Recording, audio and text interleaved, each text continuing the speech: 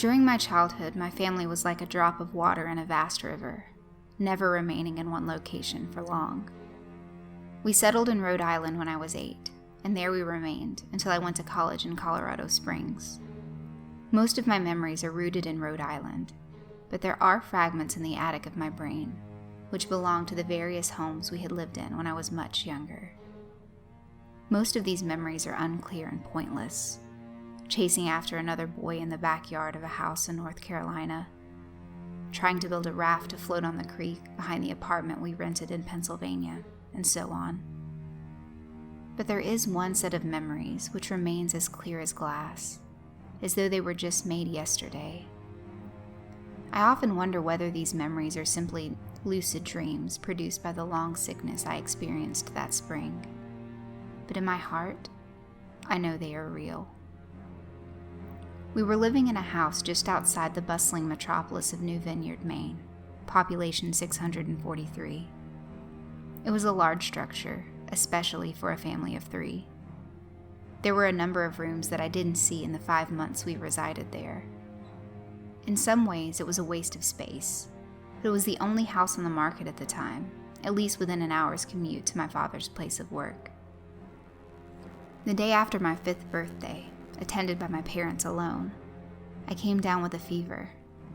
The doctor said I had mononucleosis, which meant no rough play and more fever for at least another 3 weeks.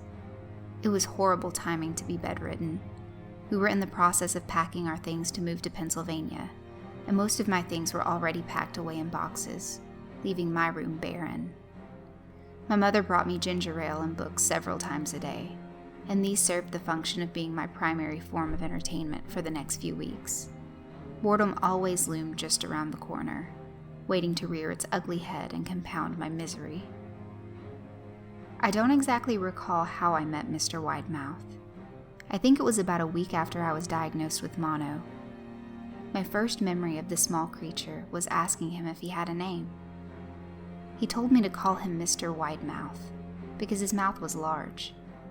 In fact, everything about him was large in comparison to his body. His head, his eyes, his crooked ears, but his mouth was by far the largest. "You look kind of like a Furby," I said as he flipped through one of my books. Mr. Widemouth stopped and gave me a puzzled look. "Furby? What's a Furby?" he asked. I shrugged. "You know, the toy. The little robot with the big ears. You can pet and feed him, almost like a real pet." "Oh," Mr. Widemouth resumed his activity.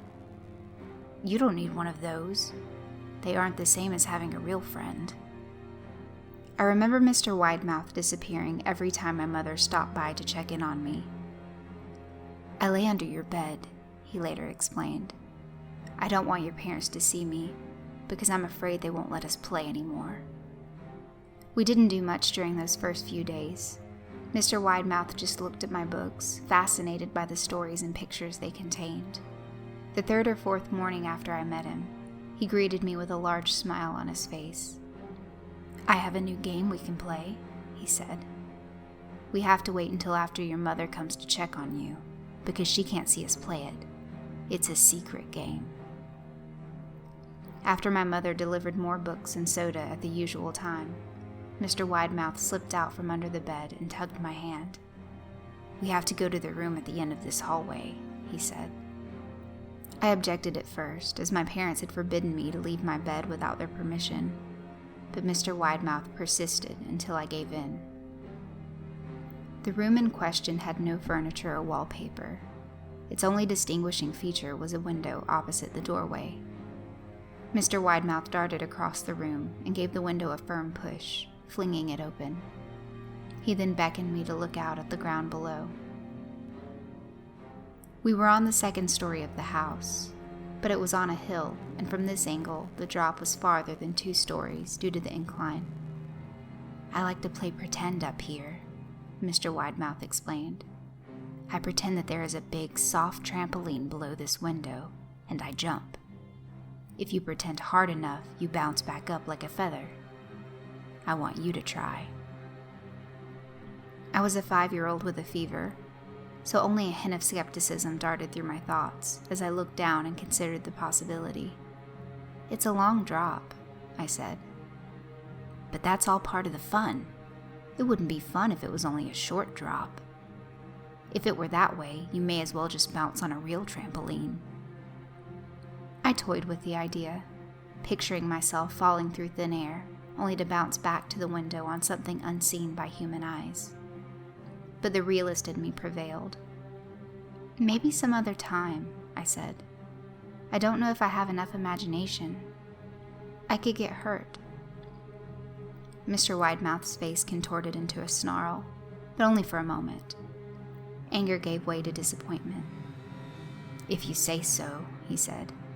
He spent the rest of the day under my bed, quiet as a mouse. The following morning, Mr. Widemouth arrived holding a small box. "I want to teach you how to juggle," he said. "Here are some things you can use to practice before I start giving you lessons." I looked in the box. It was full of knives. "My parents will kill me," I shouted, horrified that Mr. Widemouth had brought knives into my room. Objects that my parents would never allow me to touch. "I'll be spanked and grounded for a year." Mr. Widemouth frowned. "It's fun to juggle with these. I want you to try it." I pushed the box away. "I can't. I'll get into trouble. Knives aren't safe to just throw in the air." Mr. Widemouth's frown deepened into a scowl. He took the box of knives and slid under my bed, remaining there the rest of the day. I began to wonder how often he was under me. I started having trouble sleeping after that. Mr. Widemouth often woke me up at night, saying he put a real trampoline under the window, a big one that I couldn't see in the dark. I always declined and tried to go back to sleep, but Mr. Widemouth persisted. Sometimes he stayed by my side until early in the morning, encouraging me to jump. He wasn't so fun to play with anymore. My mother came to me one morning and told me I had her permission to walk around outside. She thought the fresh air would be good for me, especially after being confined to my room for so long. Ecstatic, I put on my sneakers and trotted out to the back porch, yearning for the feeling of sun on my face. Mr. Widemouth was waiting for me. "I have something I want you to see," he said.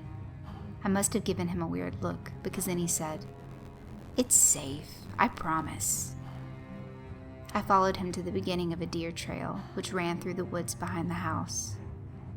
"This is an important path," he explained. "I've had a lot of friends about your age. When they were ready, I took them down this path to a special place. You aren't ready yet, but one day, I hope to take you there." I returned to the house, wondering what kind of place lay beyond that trail. 2 weeks after I met Mr. Widemouth, the last load of our things had been packed into a moving truck. I would be in the cab of that truck, sitting next to my father for the long drive to Pennsylvania. I considered telling Mr. Widemouth that I would be leaving, but even at 5 years old, I was beginning to suspect that perhaps the creature's intentions were not to my benefit, despite what he said otherwise. For this reason, I decided to keep my departure a secret. My father and I were in the truck at 4 a.m. He was hoping to make it to Pennsylvania by lunchtime tomorrow with the help of an endless supply of coffee and a 6-pack of energy drinks. He seemed more like a man who was about to run a marathon, rather than one who was about to spend 2 days sitting still. "Early enough for you?" he asked. I nodded and placed my head against the window, hoping for some sleep before the sun came up. I felt my father's hand on my shoulder. "This is the last move, son, I promise. I know it's hard for you, as sick as you've been. Once Daddy gets promoted, we can settle down, and you can make friends." I opened my eyes as we backed out of the driveway. I saw Mr. Widemouth's silhouette in my bedroom window. He stood motionless until the truck was about to turn onto the main road. He gave a pitiful little wave goodbye, steak knife in hand. I didn't wave back. Years later, I returned to New Vineyard. The piece of land our house stood upon was empty, except for the foundation, as the house burned down a few years after my family left. Out of curiosity, I followed the deer trail that Mr. Widemouth had shown me. Part of me expected him to jump out from behind a tree and scare the living bejesus out of me, but I felt that Mr. Widemouth was gone, somehow tied to the house that no longer existed. The trail ended at the New Vineyard Memorial Cemetery. I noticed that many of the tombstones belonged to children.